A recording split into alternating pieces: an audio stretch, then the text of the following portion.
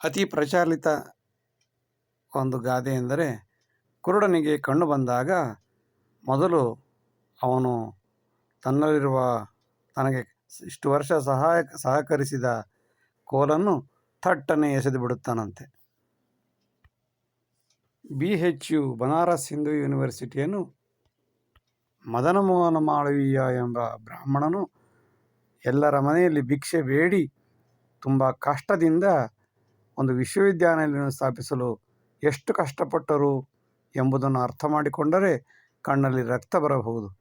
ಆದರೆ ಇಂದು ಆ ವಿಶ್ವವಿದ್ಯಾಲಯದಲ್ಲಿ ಉಂಡು ಊಟ ಮಾಡಿ ತಿಂದು ತೇಗಿದ ಅನೇಕ ವಿದ್ಯಾರ್ಥಿಗಳು, ಎಲ್ಲ ಹಿಂದೂಗಳೇ, ಎಲ್ಲ ಬ್ರಾಹ್ಮಣರೇ, ನಿಮ್ಮನ್ನು ಹೂತು ಹಾಕುತ್ತೇವೆ ಎಂದು ಹೇಳುವುದನ್ನು ನೋಡಿದರೆ ಯಾರಿಗೆ ನಾವು ಇಷ್ಟೆಲ್ಲ ಕಷ್ಟಪಟ್ಟು ಒಂದು ವಿಶ್ವವಿದ್ಯಾನಿಲಯವನ್ನು ಮಾಡಬೇಕಾಗಿತ್ತು ಎಂಬ ಪ್ರಶ್ನೆ ಸಹಜವಾಗಿ ಉದ್ಭವಿಸುತ್ತದೆ.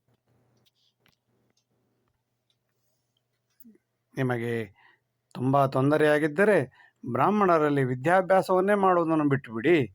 ನಿಮಗೆ ತೊಂದರೆಯಾಗಿದ್ದರೆ ಬ್ರಾಹ್ಮಣರಿಂದ ಆರೋಗ್ಯದ ಡಾಕ್ಟರ್ ಹತ್ರ ವೈದ್ಯರನ್ನು ಭೇಟಿ ಮಾಡುವುದನ್ನು ಬಿಟ್ಟುಬಿಡಿ. ಬ್ರಾಹ್ಮಣರು ಎಲ್ಲೆಲ್ಲಿದ್ದಾರೆಯೋ ಅವರಿಗೆ ಯಾವುದೇ ರೀತಿಯ ಸಹಾಯವನ್ನು ಸಹಕಾರವನ್ನು ಕೊಡಬೇಡಿ, ಹೋಗಬೇಡಿ. ದೇವಸ್ಥಾನಗಳಿಗೂ ಹೋಗಬೇಡಿ. ಯಾರು ನಿಮ್ಮನ್ನು ಒತ್ತಾಯ ಮಾಡಿದರು ದೇವಸ್ಥಾನಕ್ಕೆ ಹೋಗಿ ಎಂದು, ಅಲ್ಲಿ ಹೋಗಿ ಎಲ್ಲ ಲಾಭವನ್ನು ಪಡೆದು ಕೊನೆಗೆ ದೇವರಿಲ್ಲ, ಪುರೋಹಿತರಿಗೆ ಜುಟ್ಟಿಲ್ಲ, ಪುರೋಹಿತರಿಲ್ಲ ಎಂದು ಬೈಯುವ ನೀಚ ಕೃತಜ್ಞರಿಗೆ ಏನು ಹೇಳಬೇಕು? ಇವರನ್ನೇ ಆತತಾಯಿಗಳು ಎಂದು ಕರೆಯುತ್ತಾರೆ. ಎಲ್ಲ ಲಾಭವನ್ನು ಪಡೆದು ನಂತರ ಎಲ್ಲರನ್ನೂ ಮೆಟ್ಟಿನಿಂದ ಒದೆಯುವ ಸಂಸ್ಕಾರವಂತರು ಎಲ್ಲಿ ಉದ್ಧಾರವಾದರು? ತಂದೆ ತಾಯಿಯಿಂದ ಎಲ್ಲ ಸೌಕರ್ಯವನ್ನು ಪಡೆದ ಮಗನು ನಿಮ್ಮ ತೀಟೆಗಾಗಿ ನನ್ನನ್ನು ಹುಟ್ಟಿಸಿದ್ದೀಯಾ ಎಂದರೆ ಆ ತಂದೆ ತಾಯಿಗಳಿಗೆ ಆಗುವ ನೋವೇನು? ಅಂತಹ ಸಂಸ್ಕಾರವಂತರು ಜ್ಞಾನಿಗಳನ್ನು, ವಿಜ್ಞಾನಿಗಳನ್ನು ಅವಹೇಳನ ಮಾಡುವುದು ಸಹಜ ಗುಣವಲ್ಲವೇ? ಹುಟ್ಟಿನಿಂದ ಸಾಯುವ ತನಕ ಬ್ರಾಹ್ಮಣರನ್ನು ಉಪಯೋಗಿಸಿಕೊಂಡು ಕೊನೆಗೆ ಬ್ರಾಹ್ಮಣರನ್ನು ಎಡಗಾಲಿನಿಂದಲೇ ಒದೆಯುತ್ತೀಯಾ?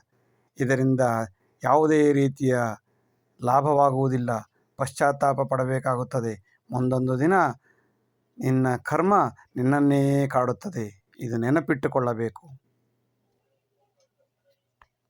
ರಾಜಕೀಯ ಪಕ್ಷಗಳು ಇರುತ್ತವೆ, ಹೋಗುತ್ತವೆ, ಬರಬಹುದು, ಹೋಗಬಹುದು. ಆದರೆ ಮಕ್ಕಳಿಗೆ ಕೆಟ್ಟ ಬುದ್ಧಿಗಳನ್ನು ಹೇಳಿಕೊಡಬಾರದು. ವಿದ್ಯಾಭ್ಯಾಸವನ್ನು ಶ್ರದ್ಧೆಯಿಂದ ಎಲ್ಲರೂ ಮಾಡಲಿ, ಓದಲಿ, ಕಷ್ಟಪಡಲಿ, ವಿದ್ಯೆ ಪಡೆದುಕೊಳ್ಳಲಿ. ರಾಜಕೀಯ ಪಕ್ಷಗಳು ಬರಬಹುದು, ಹೋಗಬಹುದು. ಮಕ್ಕಳ ವಿದ್ಯಾಭ್ಯಾಸದಲ್ಲಿ ಯಾವುದೇ ಮೋಸವಾಗಬಾರದು. ಎಲ್ಲರೂ ಒಂದೇ ರೀತಿಯಾಗಿ ಓದಬೇಕು. ಎಲ್ಲರೂ ಕಷ್ಟಪಟ್ಟು ಓದಬೇಕು. ಎಲ್ಲರೂ ಶ್ರದ್ಧೆಯಿಂದ ಓದಬೇಕು. ಎಲ್ಲ ವಿದ್ಯಾರ್ಥಿಗಳನ್ನು ಸಮಾನವಾಗಿ ಪರಿಗಣಿಸಬೇಕು. ಅವನು ಶ್ರೀಮಂತನಾಗಿರಬಹುದು, ಇಲ್ಲ ಬಡವನಾಗಿರಬಹುದು, ಉಚ್ಚನಾಗಿರಬಹುದು, ನೀಚನಾಗಿರಬಹುದು.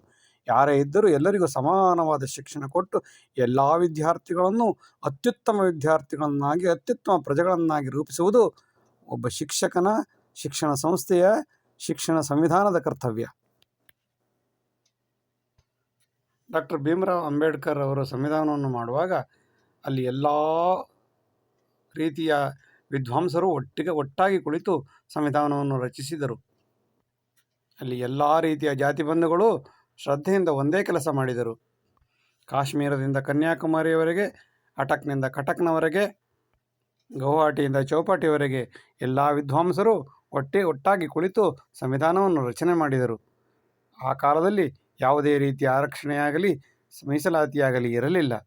ಅಂಬೇಡ್ಕರ್ ಇಂತಹ ಸಮಯದಲ್ಲೂ ಕೂಡ ಮೊದಲು ಅಂಬೇಡ್ಕರ್ ಅವರನ್ನು ವಿದೇಶಕ್ಕೆ ಕಳಿಸಿದ್ದು ಮೇಲ್ವರ್ಗದ ಜಾತಿಯವರು.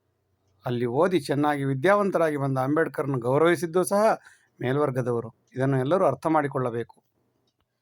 ಮಕ್ಕಳ ಮನಸ್ಸಿನಲ್ಲಿ ಅಸಮಾನತೆಯನ್ನು ತುಂಬಿದಾಗ ಮುಂದೊಂದು ದಿನ ಅಸಮಾನ ವ್ಯಕ್ತಿಗಳು ಹೊಡೆದಾಡುವುದರಲ್ಲಿ ಯಾವುದೇ ರೀತಿಯ ಅನುಮಾನವೇ ಇರುವುದಿಲ್ಲ. ಎಚ್ಚರವಿರಬೇಕು. ಆರಕ್ಷಣೆ ಇಲ್ಲದ ವ್ಯಕ್ತಿಯು ತನ್ನ ಕಾಲ ಮೇಲೆ ತಾನು ನಿಂತು ಹೇಗೆ ತನ್ನನ್ನು, ತನ್ನ ಸಂಸಾರವನ್ನು, ತನ್ನವರನ್ನು ಹೇಗೆ ಮೇಲೆತ್ತಬಲ್ಲನೋ ಎಂಬುದಕ್ಕೆ 80 ವರ್ಷಗಳ ಇತಿಹಾಸವೇ ಸಾಕ್ಷಿ.